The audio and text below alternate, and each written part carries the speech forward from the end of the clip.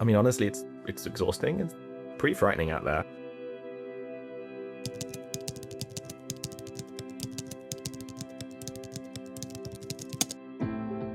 We cannot be a group of people in our industry who claim to care about gender rights, equal rights, women in, etc., and not care about this when, a small but significant group of our community will essentially be excluded from ease of access to public life as things stand.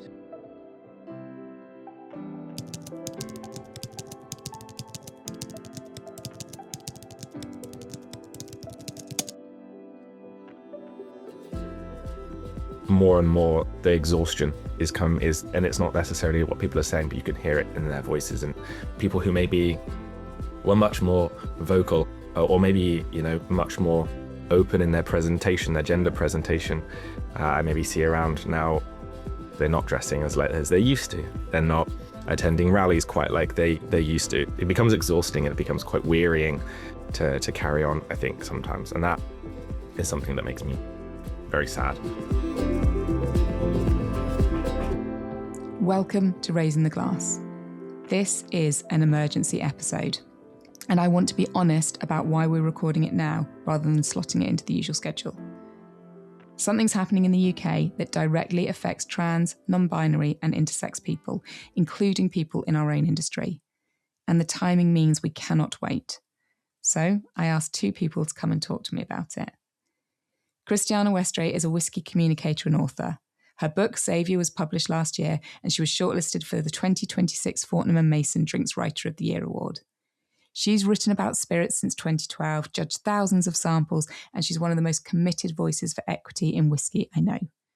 She is the person who put this on my radar. And Rye, who is here to speak to their own experience in their own words. And I'm grateful and truly privileged that they have given their time to a conversation that asks so much of the person at the centre of it. I want to say one thing before we start. I'm not here to debate whether trans, non-binary and intersex people deserve dignity. That's not the debate. That's not the conversation. The conversation is about what is happening, what it means for people, and what those of us who say we stand for equity are actually willing to do about it. So, Rye, Kristiane, thank you so much for being here, and thank you for being part of the conversation today. Thank you so much for having us. It's so appreciated. You're more than welcome. I think probably if I bring people on the journey, certainly that I've gone through, Kristiane, is you reached out last week to a few industry bodies and initiatives and brought something to light. So starting us off really plainly, what's changing? Why did this feel urgent enough for you to reach out and bring this to the attention of equity and inclusion advocates in the industry? Yeah, absolutely. Yeah. So last week, I would say it kind of dawned on me as somebody who was just a member of the drinks industry. I'm a writer. I'm certainly not a legal expert. But I think it was a case of the time sensitiveness of everything that really was suddenly so urgent and so important. So going right back to what happened just over a year ago, I'm sure lots of people will be aware there was a UK Supreme Court judgment brought from a case in Scotland that basically decided that where sex and gender is mentioned in the Equality Act, that is to do with biological sex, as we've all been assigned at birth, rather than gender. And I think there's or there had been certainly an understanding that sex and gender are not the same thing. And this court case just threw the cat among the pigeons, so to speak. It confused everyone. It stirred up so much hate in the year and a bit since then that's been widely reported. And, it really sort of showed that maybe we're just a less tolerant country to LGBTQ plus rights than we thought. What happened since then is there has now been two versions of guidance that came out as to how service providers should interpret this change in the law, essentially. The first guidance was, they had a response of over 50,000 people got in touch either to support it or say that it's unworkable, it's difficult, it doesn't make any sense. And by service providers, I think it's really important to stress that we don't just mean hospitals, GP surgeries, refuges, places like this that operate as we would understand as single-sex spaces. This also means bars, restaurants, clubs, retail spaces, our drinks industry. This affects everybody. So there was a huge outcry after the first round of interpretation was published, the guidance. The second round came out last month, and it had been ever so slightly, in my view, improved. The worst parts of it have been taken out. There was, in the first set of guidance, it said that you could check someone's birth certificate before they use the bathroom. It said things like, if you had a group, like we have many in our industry, women's plus whiskey nights, that you couldn't have an event for women who are cisgender and trans women, for example, and non-binary people. The worst parts of that have been taken out, but what the realization that we have now is that on the 30th of June, if we don't do anything, the new guidance, which is still incredibly transphobic, it's still incredibly restrictive, it still essentially treats any trans people as a third sex, they're calling it. And the government itself has said in writing that this will disadvantage the trans community. That will become law on the 30th of June if we don't do anything else. And for me, I think it is, regardless of where you sit on the political spectrum, we cannot be a group of people in our industry who claim to care about gender rights, equal rights, women in, et cetera, and not care about this when, a small but significant group of our community will essentially be excluded from ease of access to public life as things stand. So I reached out, and I think one of the issues is, and we can get into this in more detail, is that I think things have been made deliberately confusing. There's been language used that is deliberately, as I like to call it, like legalese. It's confusing. I'm not a lawyer. I am a writer. I am someone who's used to digging through, things like financial reports, like dense language. And even I had trouble understanding it. I think there's been an intentional, in many ways, making it complicated, making it tricky to understand. And I just wanted to flag to organizations that may have missed this, that this is happening, it's urgent, and we all need to do something. And I'm so grateful you did. And again, I think we'll possibly come on and talk about it a little bit around what we want to talk about and the options that individuals have and organizations have, but also how you upskill, because I think sometimes people don't want to make things worse or don't understand and feel that they might not be in a safe enough space to say, this isn't my lived experience, I don't know how best to help. So hopefully over the course of this episode, we'll be able to unpick some of that. Before we go into the policy and the legalese and the details, I think this point is really important. Right, I want to make space for you today. And rather than rush through to the policy, what does this moment feel like for you right now, day to day? Yeah, sure. Thank you. Honestly, it's exhausting. It's pretty frightening out there. I suppose policy changes like this become almost like a game of tennis played out in the media, across news, back and forth between, politicians and commentators, opinion pieces. But at the heart of it all is there's just a group of people that are being impacted by this in such an intense and specific way, kind of day in and day out. And I think, when policy changes like this happen, there has to be, discourse around it, and there has to be, we live in a functioning democracy, but sometimes kind of removing that human element, I think, emboldens people within our society who unfortunately do harbor quite aggressive transphobic views. It emboldens them to act on those, on social media, but also just on the street, and in venues and spaces where, for some people this is what they have. It's whether it's their local bar or whether it's the pool or the gym that is how they get their exercise, they get their socialization. I think it becomes very unsafe out there, and it can feel and it's the same level of sort of danger going into any time you go into a new venue, into a new space. And even now going into spaces that are places that you have been going to for years, they can start to feel unsafe. So I think in two words, it's frightening, and it's exhausting. It's really tiring. I am genuinely so grateful that you have agreed to come on and have this conversation, because listening to you talk about it, and you use the word in there about human, and I think you're exactly right. It's really easy for it to be words on a document and be quite removed from it. But there's a stat about, how many people might know somebody from the trans community. And so I think that description of how you're feeling is yourself, but also representative of the community that people can sometimes be quite removed from. Would that be fair? Yeah, I think so. I'd never want to say that I'm speaking on behalf of lots of people ever, but I think, a lot of the conversations that I have with members of the community, with trans and non-binary people across the industry, the drinks industry, the spirits industry, and beyond that, even within my my local community here in East London, there is constantly this theme of, danger has always been something that we've lived with, and not just us, any group that is marginalized or oppressed throughout history. There has always been danger, but I think more and more the exhaustion is, and it's not necessarily what people are saying, but you can hear it in their voices, and people who maybe were much more vocal or maybe much more open in their presentation, their gender presentation, I maybe see around now. They're not dressing as they used to. They're not attending rallies quite like they used to.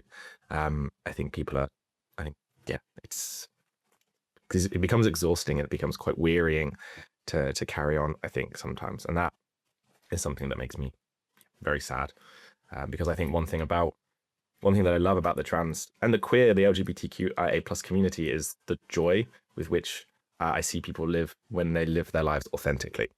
To see that sort of that sparkle and that glitter disappear makes me very sad.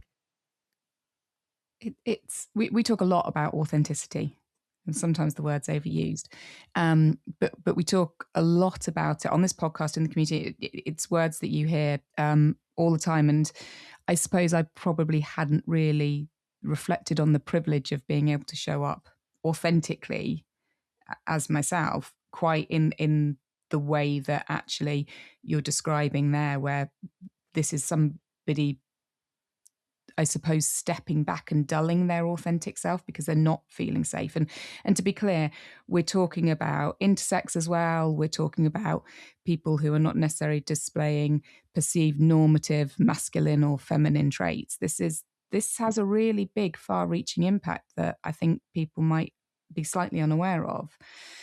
And I suppose if we think about kind of the gap between the guidance on paper and what it does to somebody's ordinary day life. So, Rai, when you hear that single-sex spaces should run on birth sex, and that the alternative is a third option that often isn't there, and that's a key part of the conversation as well, I think, what does that change about moving through the world? So you've talked about, perhaps not safe spaces and being tired and exhausted and scared, but what does that really mean when you move through the world, when you move through your everyday, particularly when you think about, as Kristiane, you said earlier, this is affecting bars, hospitality, retail spaces?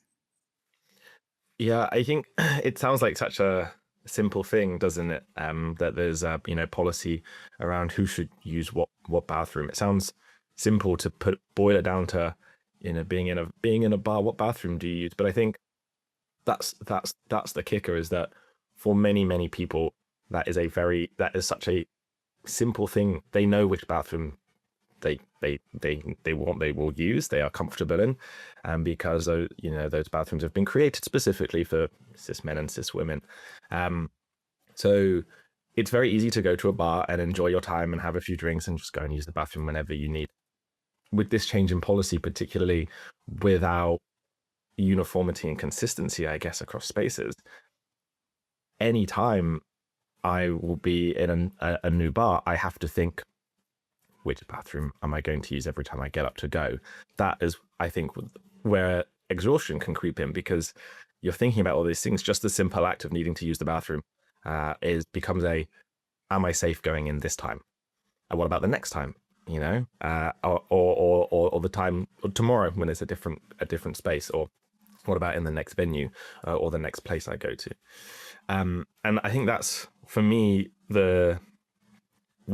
how that feels moving through the world is, it's not just, bathrooms in a bar. I use that quite a lot because I spend a lot of time in bars and visiting hospitality venues. But it's the same then going to pools, to gyms, going into spaces. If I'm going to the doctors or the hospital, it's probably an urgent reason for me to be going. And the last thing I want to be thinking about is every time I need to go into a same-sex space, whether I'm going to be checked, challenged, harassed, attacked. I myself am aware that I carry a lot of privilege in the way that I look and present. That's a privilege that lots of people don't have across the community. So that, I think, is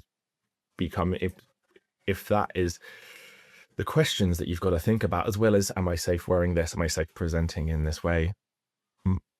I could see how, and I've been in situations where I've just not even bothered leaving the house, to be honest. It's too tiring. I'm already tired at the thought of getting to where I need to be and being able to hang out there safely, that I've used up all my spoons. That's the analogy that I use, is I've used up all of my spoons of energy. Much easier to just stay at home where I know that the bathroom is safe and I can wear whatever I like. I think that summed it all up. I'd much rather stay at home where I can use the bathroom than wear whatever I like. And people everywhere are making these choices based on rulings and legislations and views that just are not representing what we need from a gender equity and fluidity point of view right now. It's quite interesting because it is on paper, it is a policy, it's full of big long words, but actually you mentioned it earlier, Kristiane, the government's own impact assessment admits the effect on trans people has potential to be negative, and also people who may look masculine or may look feminine may face more scrutiny too. So this has a huge impact, and it shouldn't matter how big the impact is. It's impacting people in the community, but I think this broad scale is something that people aren't necessarily aware of. So does it change the conversation, or should it change the conversation when the harm is acknowledged in the government's own paperwork? I mean, for me, it's so contradictory, and I think it shows how little sense this whole thing makes. I think just even reversing to the court judgment last year that sort of set all of this off, from my perspective, and I know there will be people who argue otherwise, there was literally no need for this case to come to court. There was no actual real harm. And the lens that this came through was that women could be harmed in single-sex spaces by trans people. That was the argument. There is no evidence for that ever happening.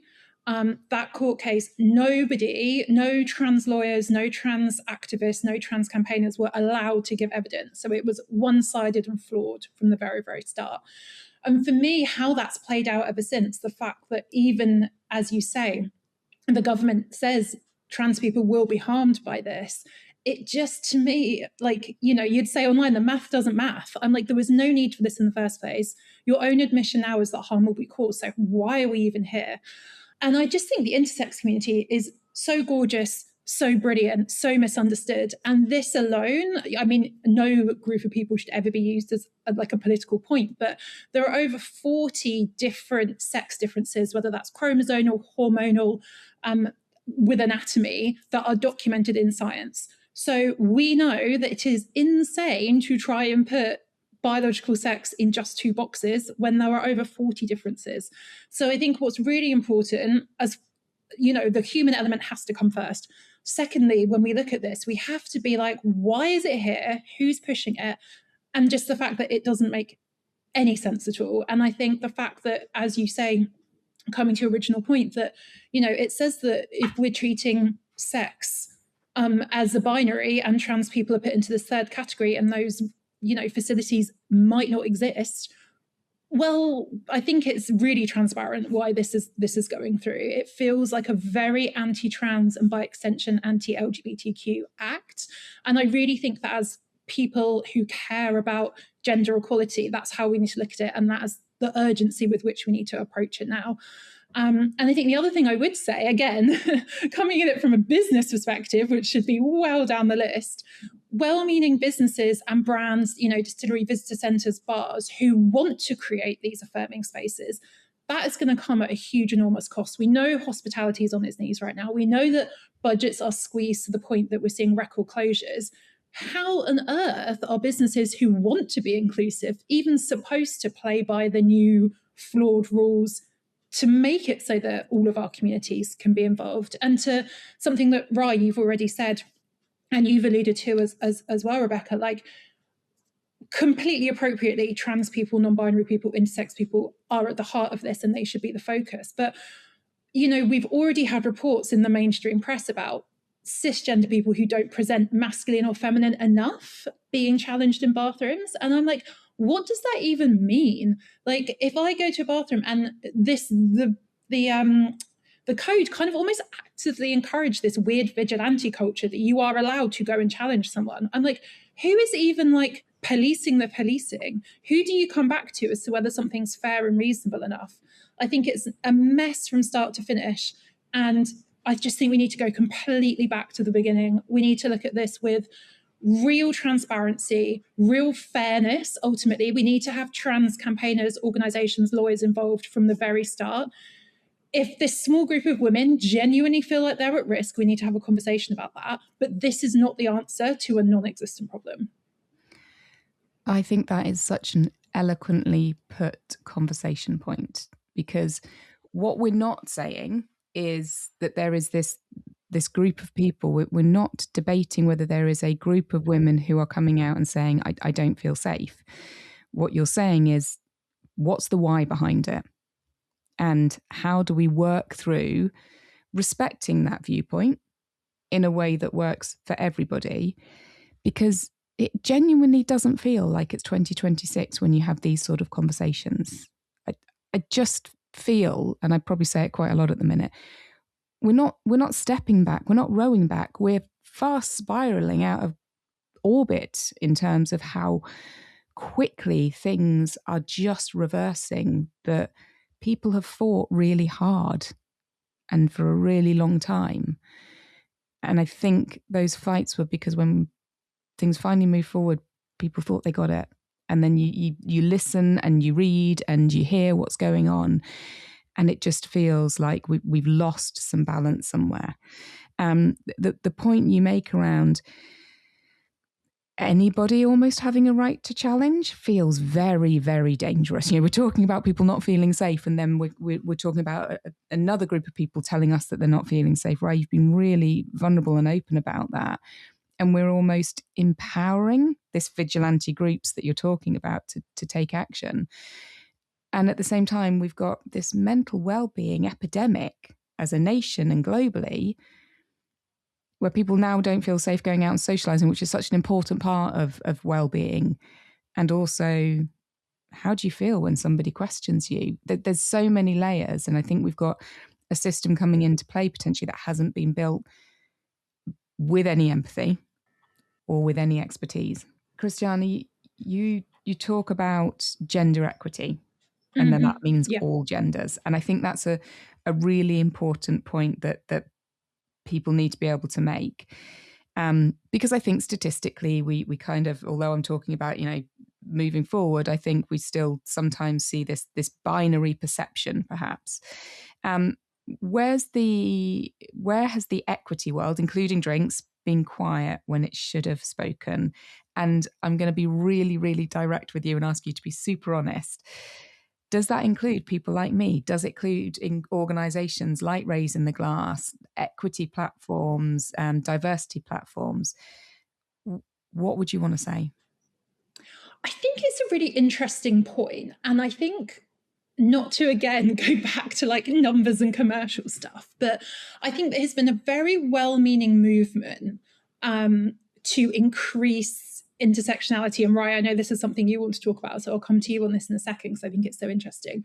And maybe in the last sort of 10 years, people have been capturing data, looking at everything from like ethnicity, socioeconomic background, gender, all of this stuff. And I do think it's very important to capture that data, see where we are, see where we need to be. But one of the issues I think that underpins a lot of our equity organizations is that so often the data around gender is binary.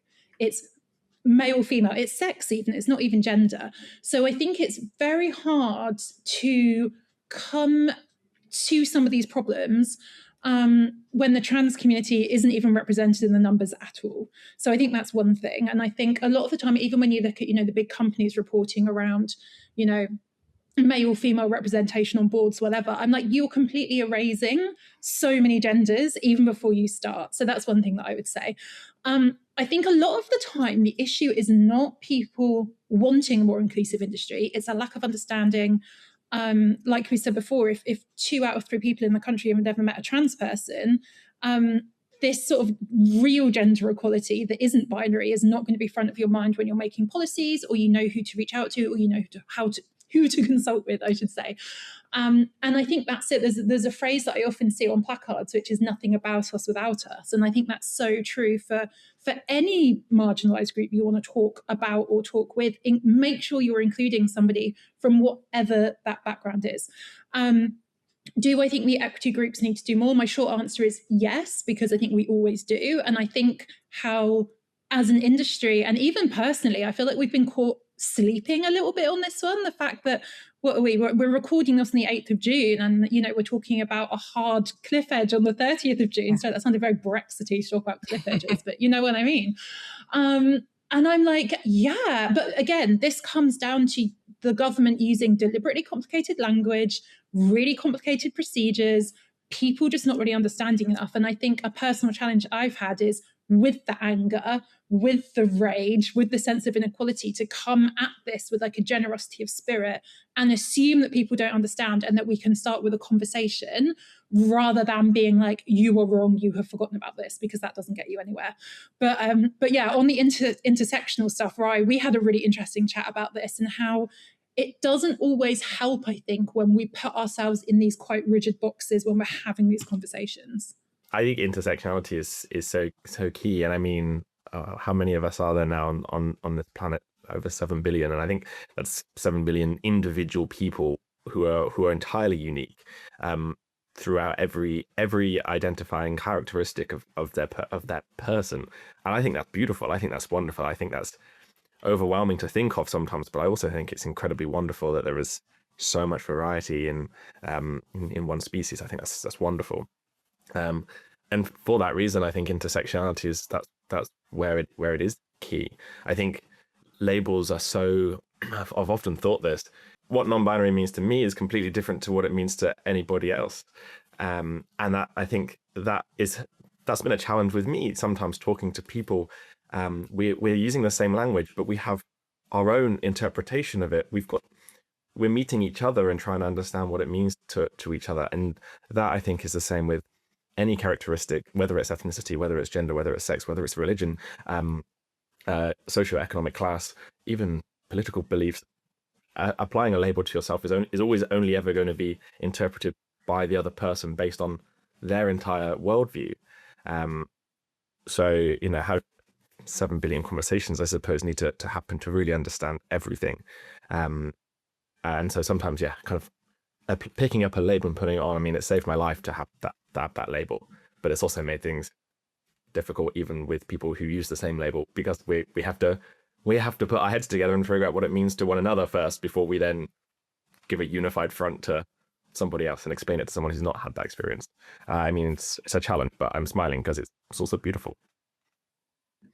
Yeah, absolutely. And I think something that we've spoken about as well was an example of going across the intersectional boxes was with Durham Pride recently, and the local council pulling all the funding, and it being like local minors organisations that stepped in and provided the funding. And I think it's so important to be aware of how we identify, how other people identify, but it comes back to that human element, doesn't it? I think also there's more in common between us than there is so often between us and our governments, particularly in this instance. And I think it's a really important thing to remember that we're all on the same side here. You know, this is a time to come together, not a time to go and run to our respective boxes.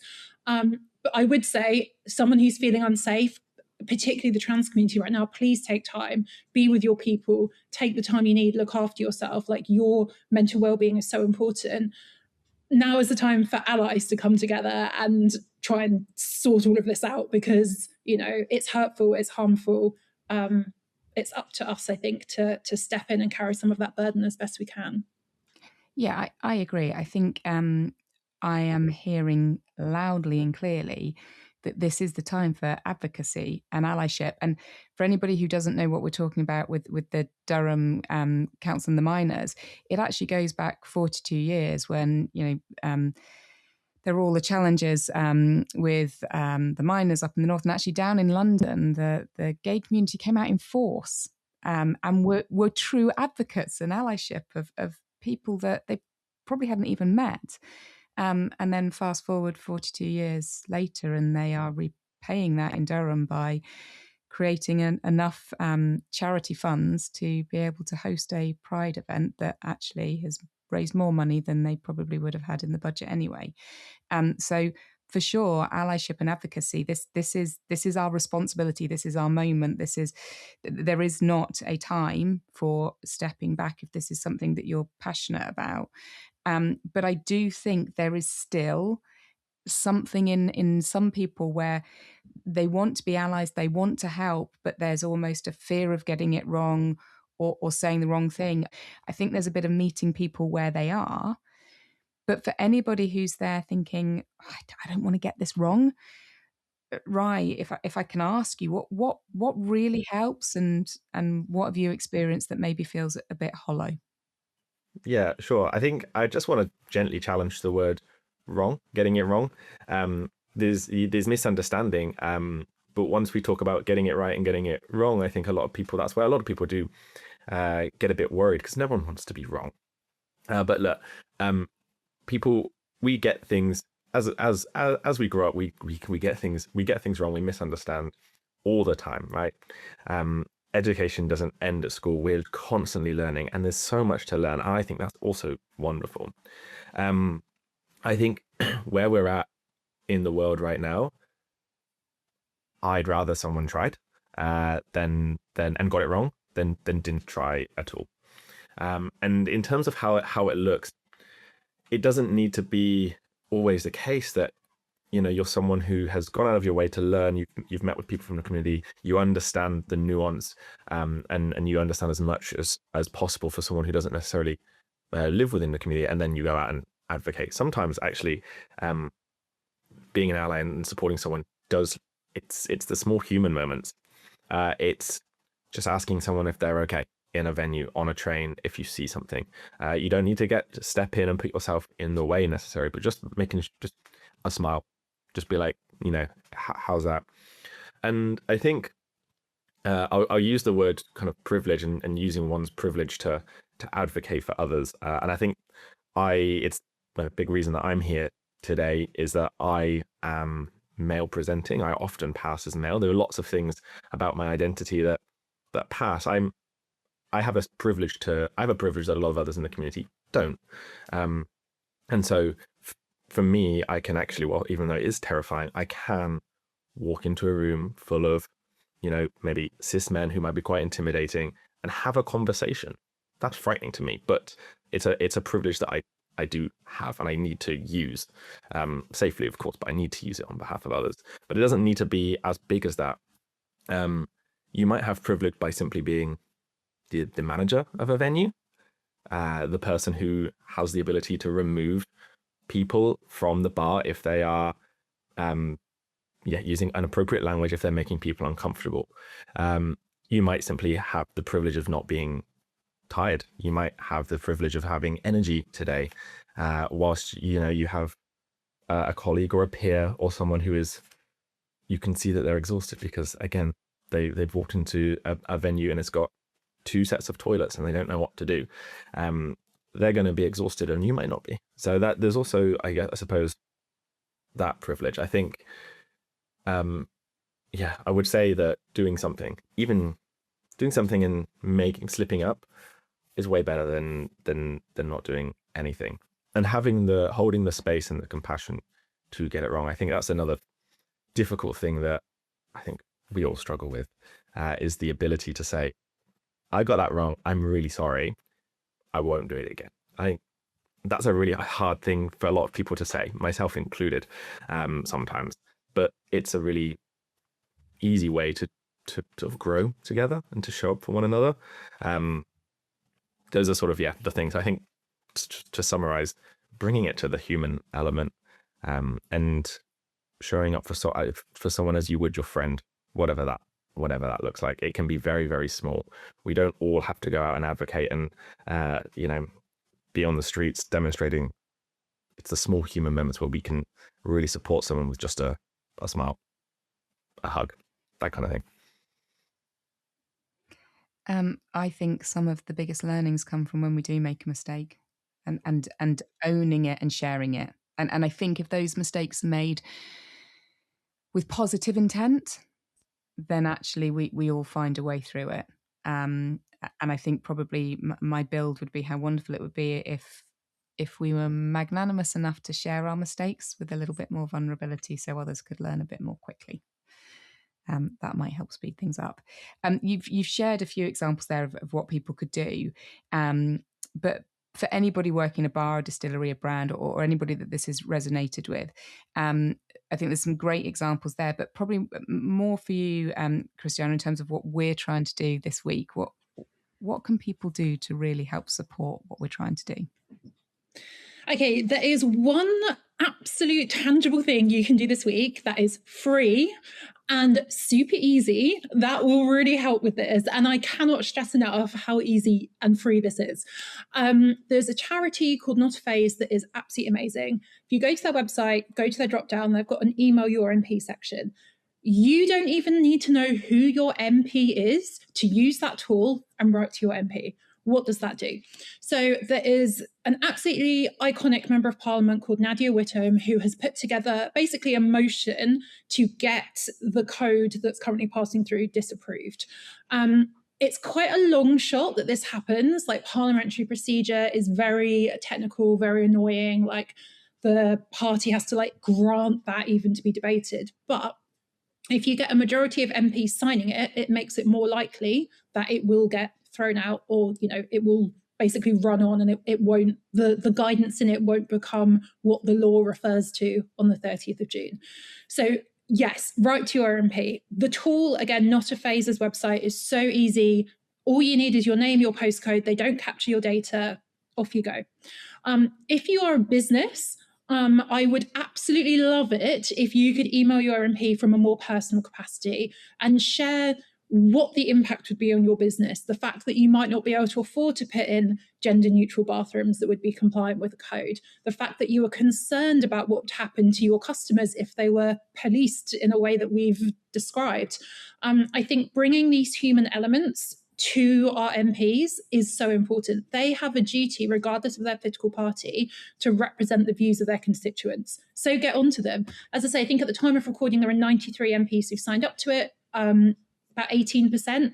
So there's still a way to go to get to 50, but I think that's the most important thing you can do right now. The other thing I would say, 30th of June, obviously I described it earlier as a cliff edge. This is not the end. Whatever happens, we are still in this society that is becoming sort of increasingly polarized, increasingly challenging to exist in if you live outside of the gender norms that this code seems to be relying on. These conversations, regardless of what happens, are going to be ongoing. So, get involved with campaigns, reach out to your communities, learn about this stuff, because, this is not the end. This is, in some ways, if you're learning about this for the first time, it's just the beginning. And I think that's what's really powerful. If we can bring some good out of this situation, it's getting more people on side, more people understanding, more people aware of even how to write to your MP even. So I'm coming at this with as positive as possible a lens, because I do think this is a real opportunity for more of us to understand what our beautiful trans, non-binary, and intersex communities are facing right now. Right. I said at the beginning, I wanted to make space. I didn't want to rush into the policy. I also don't want to end on the policy. So is there anything, final words, that you would want people to understand about you, the community, that gets lost when this becomes a debate about rules rather than a conversation about people? Yeah, and I thought long and hard about what I'd like to say. And we've touched on it actually. I think with reference to Durham, to the miners and solidarity with the miners and the mining community over the last 40 years. But as a great example, but our cause is the same cause as any group, community, society that's ever been marginalized or oppressed throughout history. So there is so much more that we have in common, as you mentioned, Kristiane, than divides us. And I think at the end of all of that, we're just people. We're not scary. We're not a threat. We're just people who are trying our best to live a joyous, authentic life in a society that, let's face it, only really benefits a very select few. We're just trying to live our most joyous, happiest lives, and that's, I think, what, speaking on behalf of the community, I think is fair to say it's what we want for everyone. It's the wonderful thing about queer identities, is that I think everyone wants everyone to feel that they can live authentically. And wouldn't the world be an amazing space if everybody had the space to live their most joyful, happiest lives? I'm going to keep this short because the people who needed to be heard today have been. Kristiane, thank you for the nudge that made this happen, the podcast, the plans we are accelerating through at pace. We talk about advocacy. That advocacy starts with somebody lighting the touch paper and us getting behind it. But Rai, I genuinely have no words. You didn't owe anyone this conversation. To everyone listening, if you took one thing from this, please don't let it be a feeling. Let it be an action. We'll put the resources Kristiane mentioned in the show notes, including where to find reliable information and how to contact your MP if you choose to. And for anybody out there right now, please, if you need us, reach out. Raising the Glass is an equity platform, and we are always available to support. You can connect with us through hello@raisingtheglass.co.uk. Because this is Raising the Glass. We say we stand for equity, and this is one of the days that tests whether we mean it.